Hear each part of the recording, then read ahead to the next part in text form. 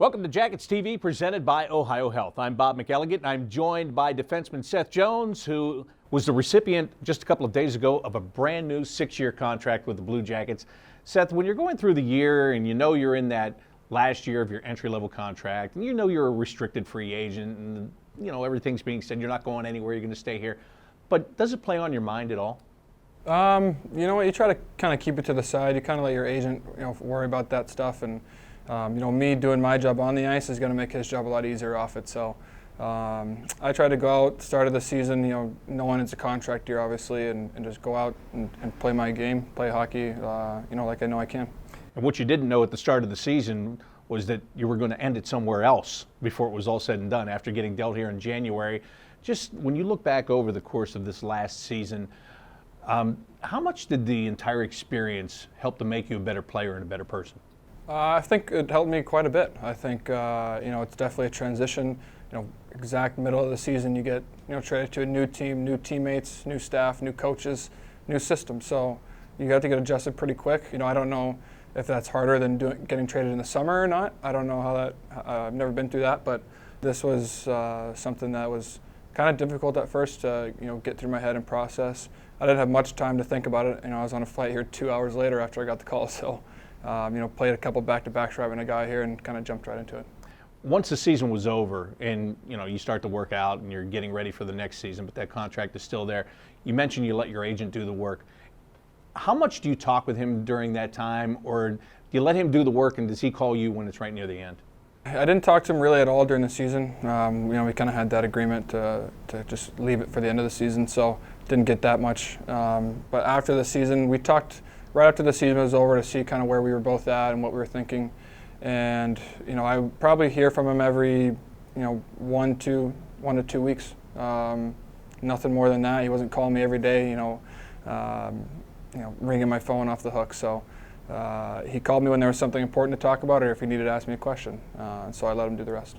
How does this change your summer, or does it? I mean, you're preparing for next year anyway, but this is now off your plate. Now you can just go back to being a player, right? Exactly, and it doesn't change it too much. I think after the season, I was still training hard, still preparing for next season. My plans were to stay here all along, so that's where my head was at. And then the deal is just kind of a cherry on top, I guess. Now I can really focus up and get ready for training camp. And now when you look on the back end, you, Ryan Murray, David Savard, Jack Johnson, Dalton Prout, Cody Golubev, Zach Werenski coming into camp battling for a spot. How much do you like what you have back there on the blue line? I like it a lot. I think we're really young. I think we're going to learn a lot from each other here going forward. We can kind of help, Zach through this process too. A couple of us have been through that, coming in the first year. So we have some good players back there, some guys with a lot of talent, and I like the way it's looking. In town during the development camp with some prospects and some young players, how much have you talked to some of the young players here and just tried to help them along?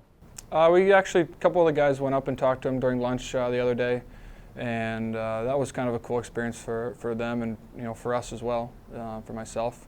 Let them pick my brain a little bit, and I've only been in the league for 3 years, so I definitely wouldn't consider myself a veteran player, but I have been through a lot, obviously, in my short 3 years. So they just pick my brain a little bit. It's cool to see where they're at. I was in development camps as well, so.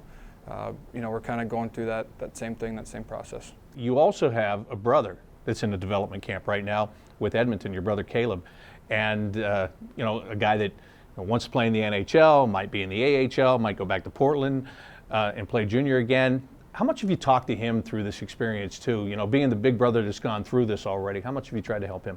I tried to help him a lot. We have a good relationship, so I've texted him quite a bit this week when he's there. Ask him how it's going, what kind of drills they're doing on the ice, stuff like that. So, whatever I can do to help him, and I've been skating with him every summer. We've been skating together with the skills coach, so we're definitely learning a lot together. And all of these things, whether it's your brother, whether it's your young players here, you're starting to develop a type of leadership role, and that's something you really want to develop, isn't it? I think so. I think we have a young team. Just you can be a leader without a letter on your jersey, I think, and with this team, we have a lot of young guys, so I think everyone's fully capable of being a leader in this room. Fliggy's obviously, and Doobie and Booner are great leaders for us. They come, they show up to the rink, they work hard every day, and they set great examples for us. So, we can follow them, but I think some of the young guys can also step up and show that they can lead as well. On the day you signed your contract, you were in the spotlight in the NHL for about an hour, and then everything blew up. And talking about leadership, a guy that I know you've really credited with a lot of help for you earlier in your career has been Shay Webber. He got traded by the Nashville Predators to the Montreal Canadiens. First of all, how shocked were you by that, and have you talked to him about it? I was pretty shocked. That shows you right there. I guess nobody's untouchable, they would say. So he's probably one of the closest things to it. So he's a fantastic, hockey player, fantastic person. I lived with him my first year for a couple months when I first got to Nashville. So he did a lot for me. He taught me a lot about how to lead a team. How to be a professional. Did you text him or talk to him? Oh, I did. I did text him yesterday. I just told him good luck up there in Montreal, and I'll see him soon. So I kind of kept it short. I'm sure his phone was going crazy, so I gotta try to keep it short. Yeah, he'll get to it next week. Exactly. Hey, Seth, thank you very much. And hey, it might be that nobody's untouchable, but you're set for 6 years with the Blue Jackets, and we're glad to have you. Thank you very much. Thanks a lot. Appreciate it. That's defenseman Seth Jones of the Blue Jackets, and I'm Bob McElligott on Jackets TV, presented by Ohio Health.